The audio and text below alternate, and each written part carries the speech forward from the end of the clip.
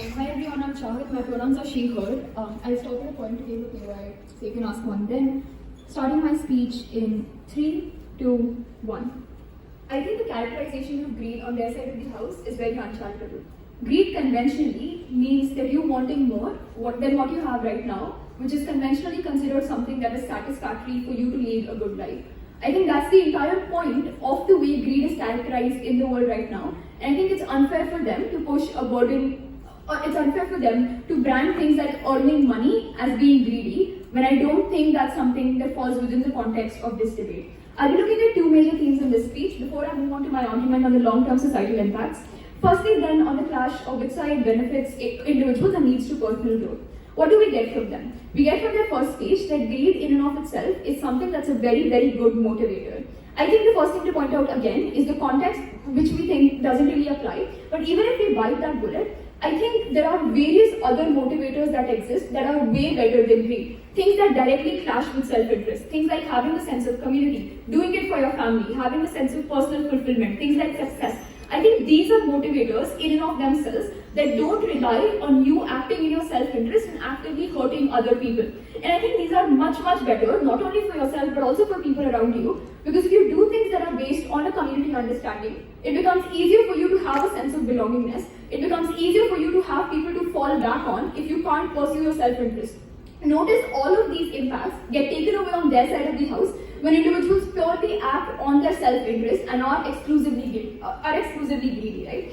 But I think the other thing they come up here in their second speech, and like they pointed out for 20 seconds, is how innovation suddenly increases on their side of the house.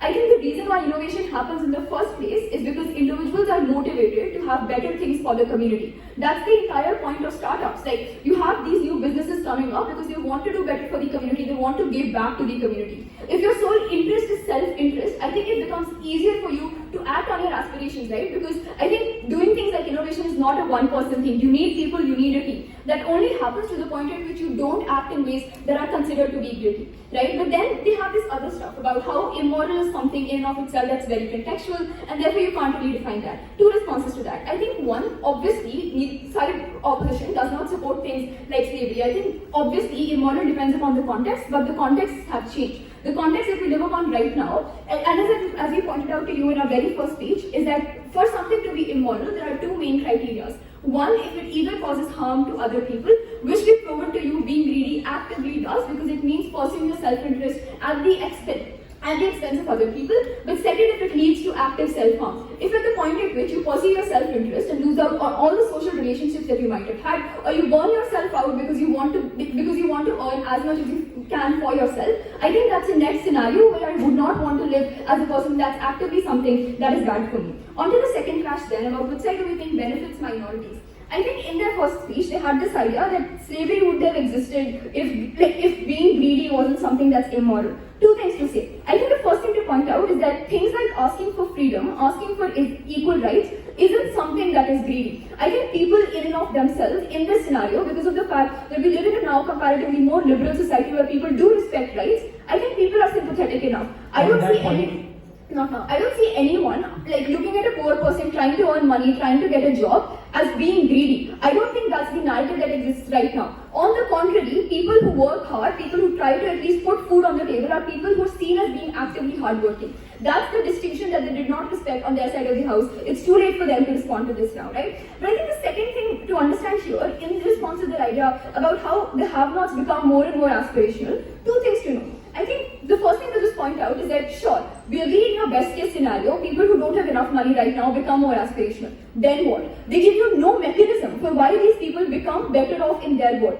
On the contrary, we tell you that they become much, much worse, and we brought this out to you in our second argument. In our second argument, we told you that income inequality gets much, much worse. Because even if we don't change the status quo right now, we don't do anything, we at least don't justify it on their side of the house. In their world, rich people can just say, us trying to get more money, us trying to get like more benefits and more privileges for ourselves is something that is moral, because being greedy is not immoral. That is not something that happens on our side of the house, right? Crucially, we also told you that privileged people care a lot about what is conventionally moral and what is not, because it directly relates to their reputation, it relates to the kind of influence that they have, right? Because the kind of society we live in right now generally is a society that values morals in and of itself.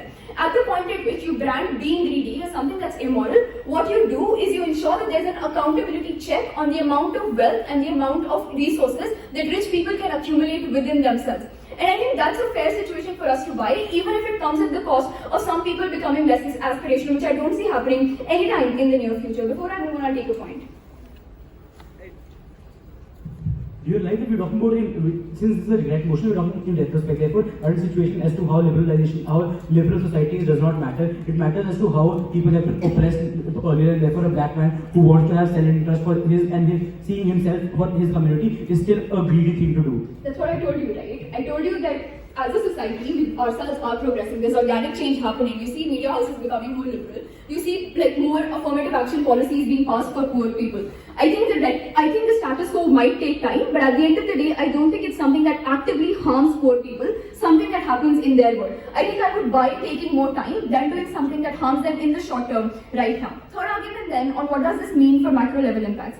I think at the point at which greed is considered as something that's not immoral, governments start acting like actors that they shouldn't be, right? So for example, I don't think that people care about the fact that their governments should be moral or should do the right thing per se, because that's just how we've been raised as a society. I think what this means are two things. One, it becomes easier for political parties to do things like capture vote banks or engage in unfair practices and brand that as just pursuing your self-interest. But I think more importantly, this might also mean things in terms of the, like mechanisms between the developing and the developed countries. This might look like developed countries refusing help to developing countries, right? This might mean the developed countries close their borders or don't do things like send money and send technology to developing countries. Notice that this is crucially bad because at the end of the day, impacts harms like climate change, harms like terrorism that impact all people around the world can only be catered to if governments don't act in their self-interest and if governments act together as a whole. Even healthcare crises, for example, things like COVID, will not have been dealt with properly if government were self-interested, if government thought being greedy is something that is good. Having said that, having proven to you why we benefit minorities, that was strike one. The second thing we told you was why we ensure personal growth and more innovation. That was strike two. Thirdly, we told you why we need to better long-term impact. That was strike three. Side proposition, you're out.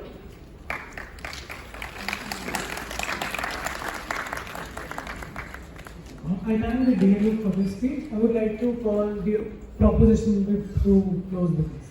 Here.